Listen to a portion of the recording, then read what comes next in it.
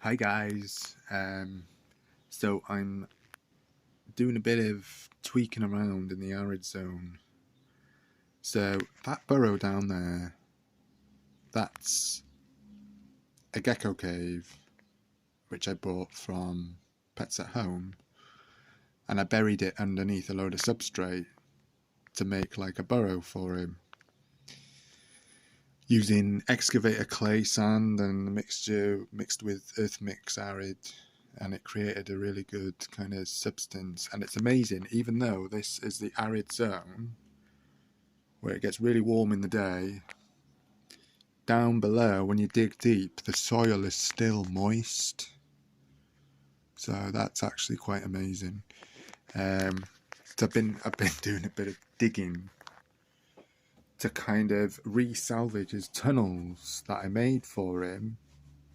And he actually, when he was in brumation last year, I mean, it was only for about a month. It might not have been brumation. It could have just been hiding away for a month.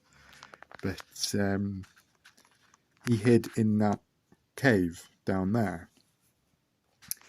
And there's another tunnel going from here, just by the jade plant here, so just by there, which goes underneath this large piece of slate, which is covered in debris, and then links to that area there. So you know, there's a whole kind of network of tunneling systems throughout this arid zone. Well, across the whole terrarium, we've got a similar system going on in the cool side, where we have logs buried under substrate with tunnels going all around, because geckos do like to burrow. It's one of their normal behaviours in the wild, and lately his new trick is to cling on the side of his back wall. So that's where he sleeps during the day now, and he'll just be clung to the wall. And when I first saw that, I thought he was stuck, but he's actually not. He's just clinging to the side of the wall with his claws, which are fully adapted to do that in the wild. They can climb rock surfaces like this slate wall here. So I just wanted to give him a bit more. I mean, he's got loads of enrichment anyway, but I mean, you know, it's to keep my mind active as well. I just love doing stuff. I mean, obviously, I've got to kind of slow down a bit and not stress the lizard out too much, but he's happy. But I just wanted to resalvage these burrows, because I thought, it'd be a shame for them to go to waste. And then if he chooses to cover them up, through his digging, then that's his choice. But it gives him the option. He's got a couple more burrows there to play around with. And then through finding that, because it was buried under a whole load of soil. This is all the soil that I collected. So there we go. So like a whole tub. And if we look at it, it's all kind of like aridy. There's mixture of earth mix arid, excavator clay. There's a bit of slate chippings in there from the slate that I put in there. The slate wall, this is fairly new. It's not that old. Well, that slate wall there that we see now is a week old. Before that, there was a bit of slate, and then modified it again. And before that, there was a little tiny bit of slate, which formed these tunnels in a way. But now, guys, the structure side of it is fully complete, and it's just, it's going really well. So now I need to figure out what I'm going to do with this soil. I dug it out all from this section here while I was finding these tunnels. He got enough soil on that slate there. There's plenty there. And the thing is, if I plonk this on top of there, he's going to dig, and then it's going to end up covering them burrows again. So it's kind of defeating the object. So I need to work out where I can use this soil. So, But anyway, I just thought I'd update you guys on that, and it's kind of exciting, really, just finding old tunnels. You see this tunnel here, that cave there, down there, just below this aloe plant. I mean, it goes down a fair kind of... Where's my tape measure?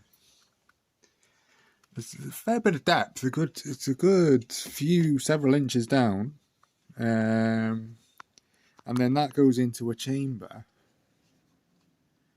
And then there was another, well, there is, but it's buried underneath all that slate. There is another chamber in the form of a coconut hide, but you can't see it now because all this slate is covering it. And it's getting all a bit archaeological now, guys. So when I first built this enclosure, there was the gecko cave down there on the arid side.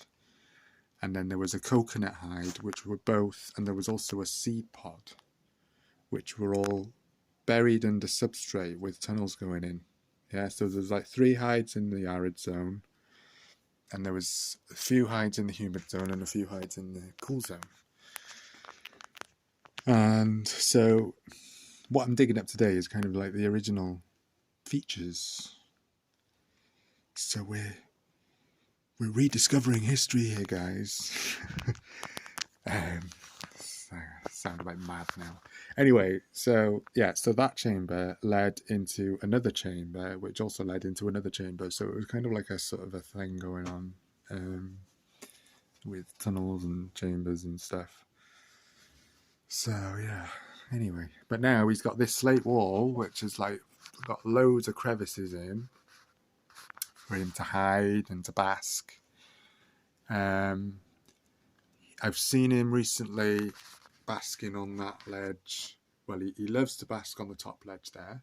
That's his kind of one of his favourite places. He'll also lie on this rock here, so wedged between this ledge and this rock. So he'll sort of lay on there at sunset to bask. And then he loves it in that cave there, to the right of the rock. That's where he hides during the day now. Behind that wall, he clings to the wall and he'll just stay there all day until sunset. And then he'll pop out and then he'll come out and bask on here, and then he'll go off and explore.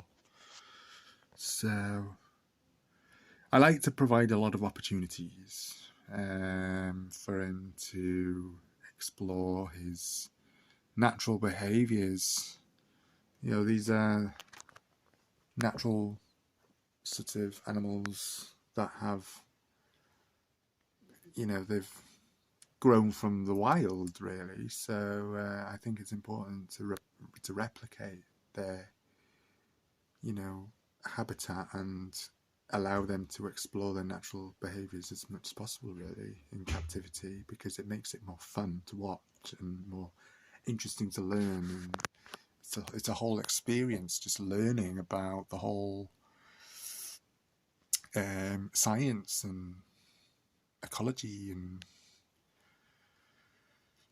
everything about it. I mean, yeah, just goes on and on, never stops. I love it. So there we are, guys. That's our 4th update of this week. And now I'm signing out. Have a great day.